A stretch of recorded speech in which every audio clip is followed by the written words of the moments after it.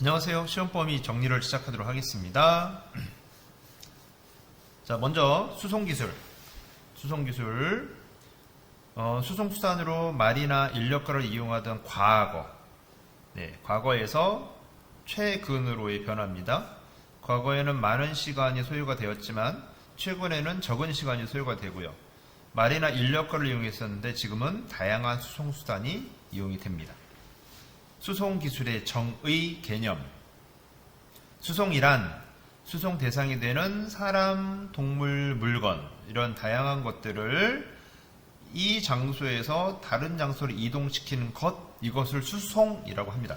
그런데 이렇게 이동을 할 때 조금 더 빠르고 효율적으로 수송하기 위해서 우리는 여러 가지 수단이나 방법을 사용을 하죠. 이것을 수송기술이라고 표현을 합니다. 그리고 이 수송기술은 발전을 할 때 자동차나 배나 비행기가 발전을 하려면 제조기술이나 건설이나 기타 무선통신이나 이런 기술의 발전이 필요하겠죠.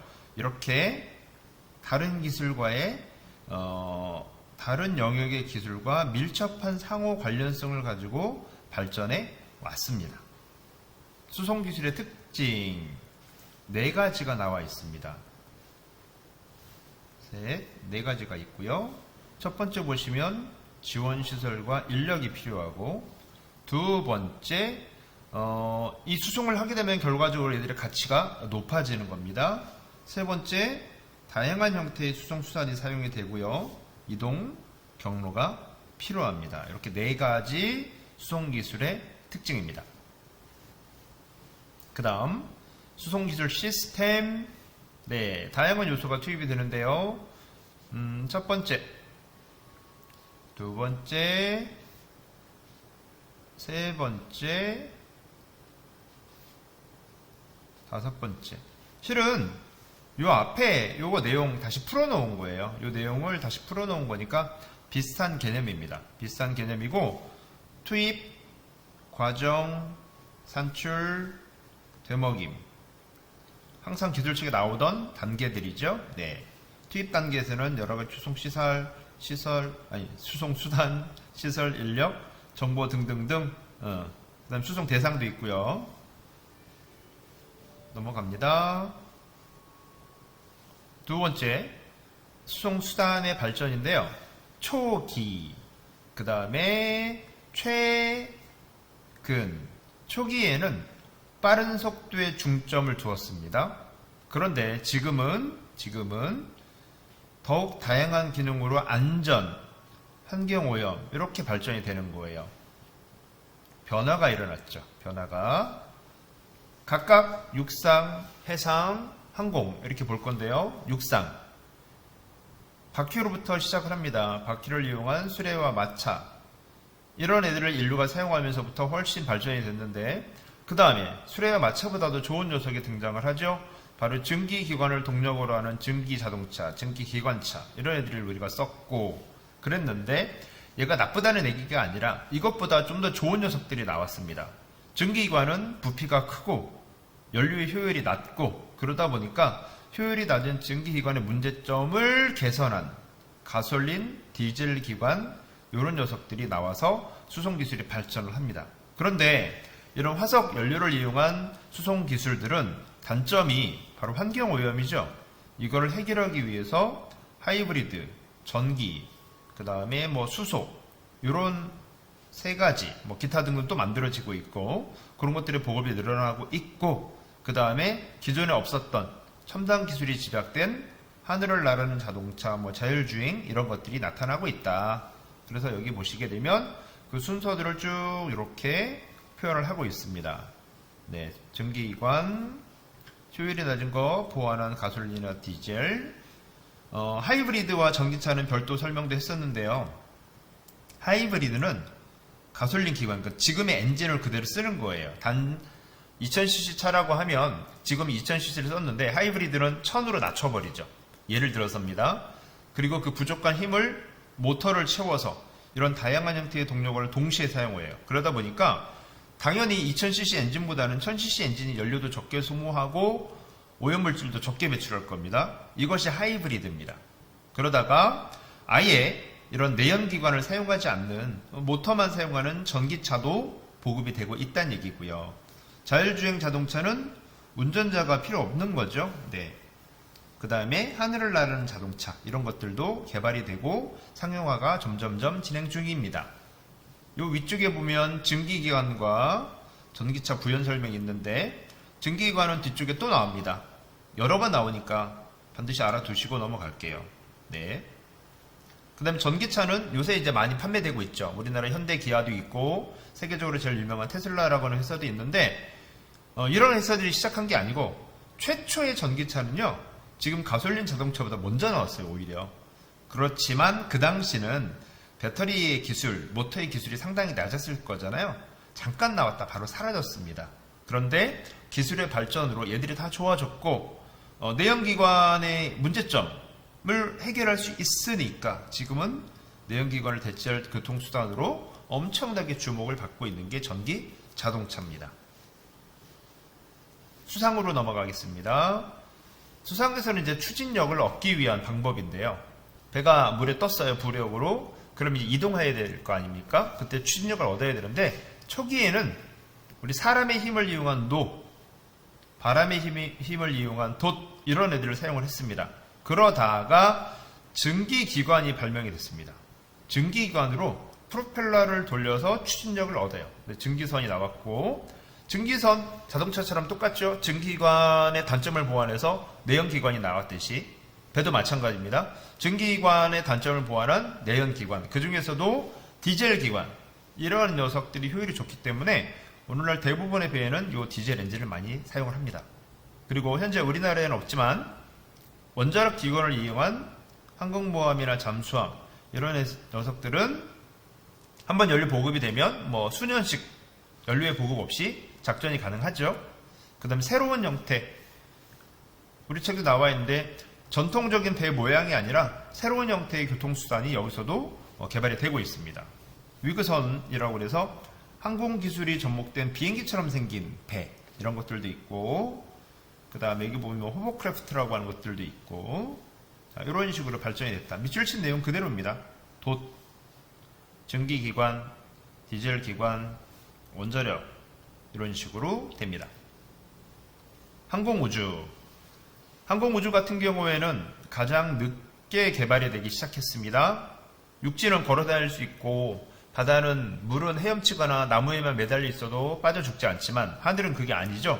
그래서 가장 늦게 개발이 되기 시작했는데 발달 순서를 좀 기억을 해주세요.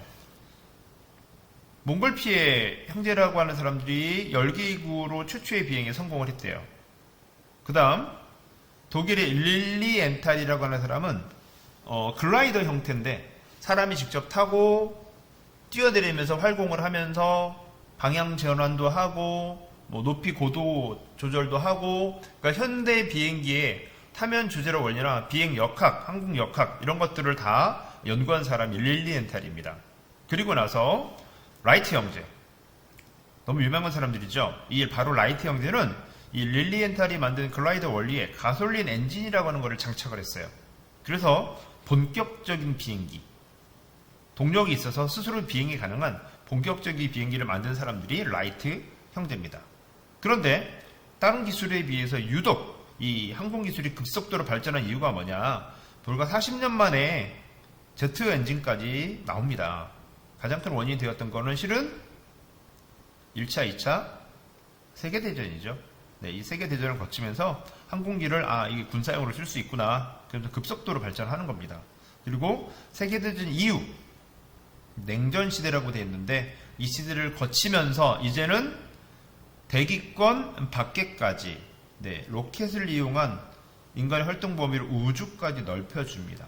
인공위성, 달 탐사, 화성 탐사 이렇게 항공우주 기술까지 발전이 되는 이 과정 순서를 기억을 해주세요. 굳이 번호를 매기자면 이게 1번이고 그 다음에 2번, 3번 그 다음에 4번, 5번 이 정도 하면 되겠네요. 그쵸? 열기구, 글라이더, 비행기, 제트, 로켓 이 정도 하면 될 것 같습니다. 제트와 우주왕복선의 차이. 가장 큰 차이는 바로 공기입니다. 공기. 제트기는 대기권 내, 우주왕복선은 대기권 외. 대기권 내부니까 공기가 있고 여기는 공기가 없잖아요. 우주니까. 그러니까 얘는 공기를 가지고 타야 되는데 실제로 공기 중에서도 필요한 녀석은 산소입니다. 산소를 가지고 타요. 여기 보시게 되면 산화제라고 되어 있는 얘가 이제 산소입니다. 그래서 공기가 없는 공간을 이동할 때는 로켓을 사용을 하고 있는 거. 우주죠. 우주.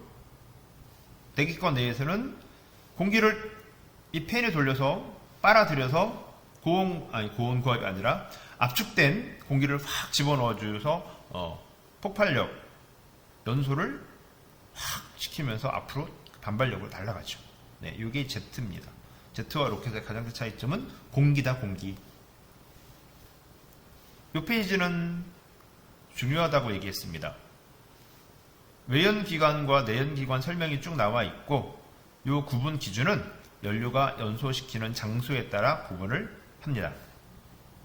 외연기관은 바로 증기기관이 대표적인 장치인데 연료를 연소시켜서 그 열 에너지로 물을 끓이고요. 고온고압의 증기 만들고 이 증기로 운동에너지를 얻는다. 이 개념을 이해를 해주시고 여기 그림은 몰라도 된다라고 얘기했습니다. 그 다음에 내연기관.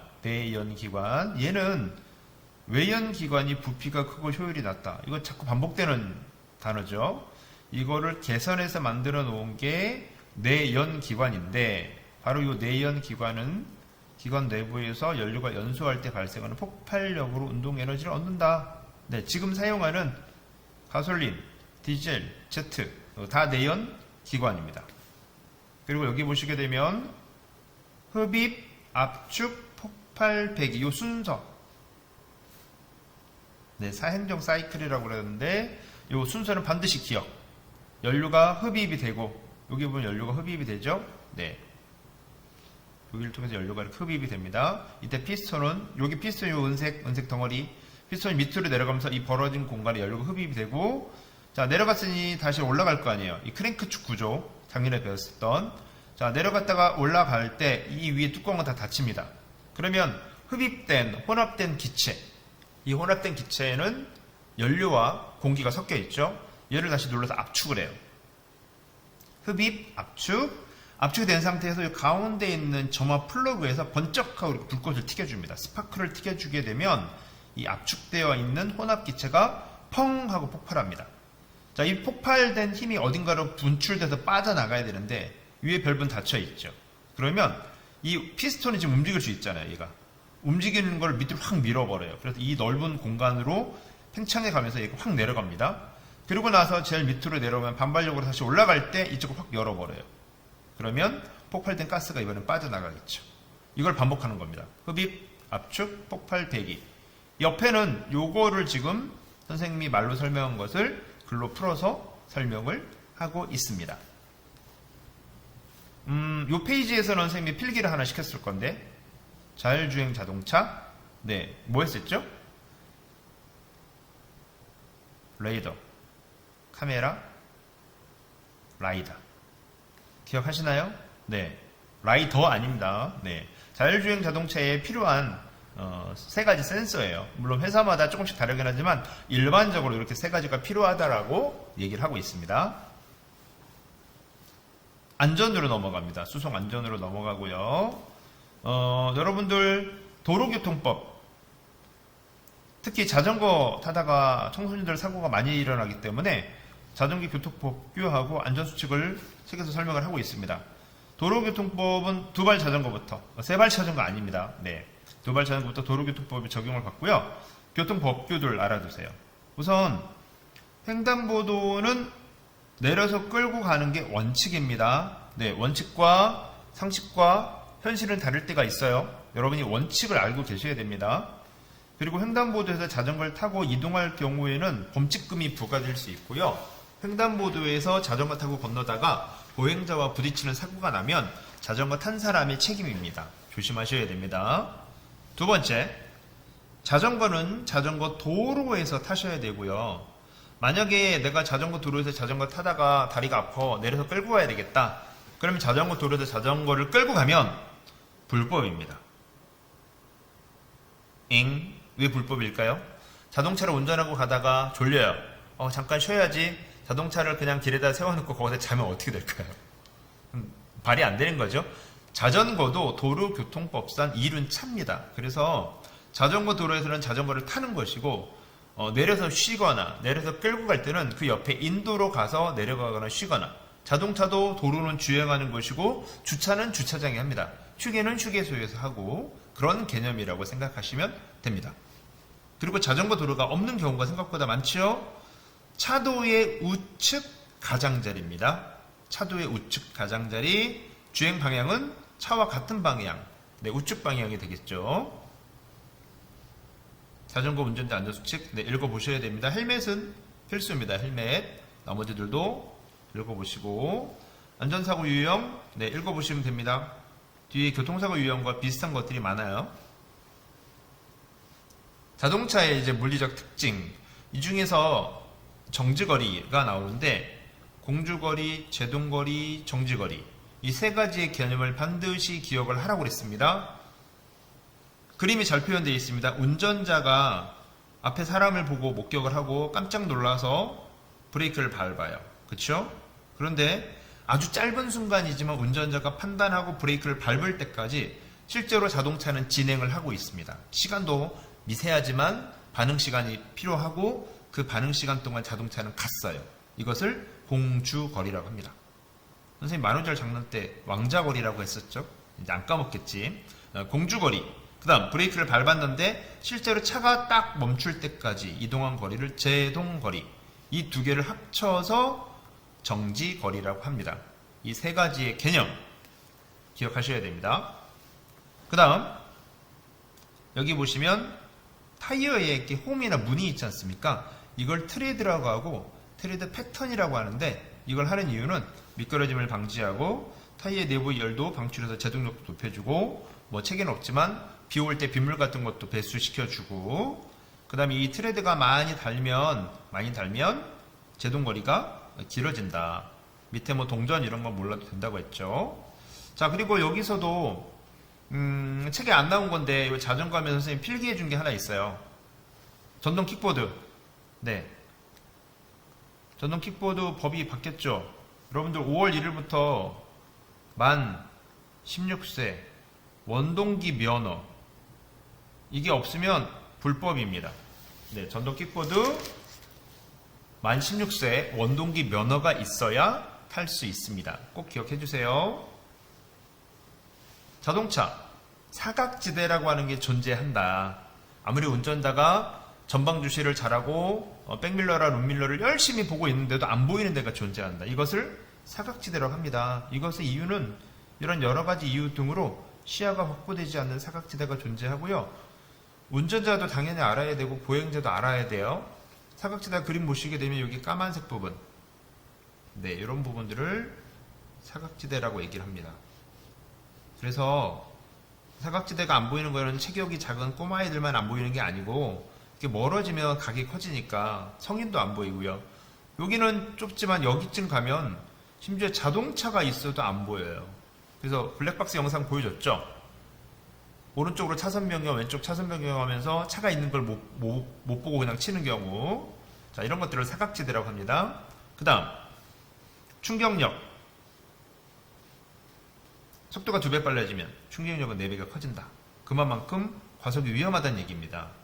그래서 시속 60km 달리면 실제 여러분 몸에 가해지는 충격은 5층 건물에서 떨어지는 충격과 같다. 어마무시한 충격입니다. 지금 이제 시내 도로 같은 경우에는 50km로 다 법이 바뀌었죠. 지난주 말부터. 왜? 우리가 영상 봤지 않습니까? 50km일 때 60km일 때 마네킹이 날아가는 게 다르죠. 그래서 50km를 낮춘 거예요. 알아두시고요. 운전자 안전수칙, 안전띠, 전좌석 필수. 졸음운전, 휴식 취하고, 그래서 창문도 열어서 환기도 시키고, 비나 눈이 올 때는 안전거리를 2배 이상 확보해야 되고, 여러분 부모님들 다 아시는 안전수칙일 겁니다. 그리고 사고 유형, 사각지대, 무단횡단, 골목길, 그 다음에 이것도 법이 바뀌었는데 우회전하는 차량, 이렇게 사거리에서 횡단보도가 이렇게 있고요. 네, 사람이 여기 서 있다가 이제 건널 거예요. 자, 이렇게 건너는데 기존에는 자동차들이 어떻게 하고 있었냐면 여기서 이렇게 서 있었어요. 서 있다가 사람이 다 건너가면 차가 이렇게 갔거든요. 근데 이제는 그렇게 가면 안 되죠. 여기가 완전하게 빨간색으로 딱 바뀌고 나서 차가 진행을 해야 됩니다. 뭐 그런 것들. 대중교통 이용 시 안전수칙. 보시면 여러분이 대부분 다 알고 있는 내용입니다. 그렇더라도 한 번 정도 읽어보셔야 됩니다. 네, 원칙과 현실은 좀 다르다. 정차했을 때 이동하는 겁니다. 버스 안에서 막 걸어다니고 차가 주행 중인데 하시면 안 된다고 그랬고요. 열차 탈 때 지하철이든 일반 기차든 발 빠짐. 그 다음에 노란색 안전선, 뭐 아예 스크린 도어가 있는 지하철들은 스크린 도어가 다 있고요. 배 같은 경우는 구명조끼 이런 것들 반드시, 통로 이런 것들 꼭 알아두셔야 되고, 언제든지 배는 흔들릴 수 있으니까 난간을 꼭 잡아주시고, 그 다음에 풍랑, 강풍, 폭우 이렇게 기상이 안 좋을 때는 갑판으로 나오면 더 위험하죠. 비행기는 반드시 승무원의 안내에 따라 주셔야 되고요.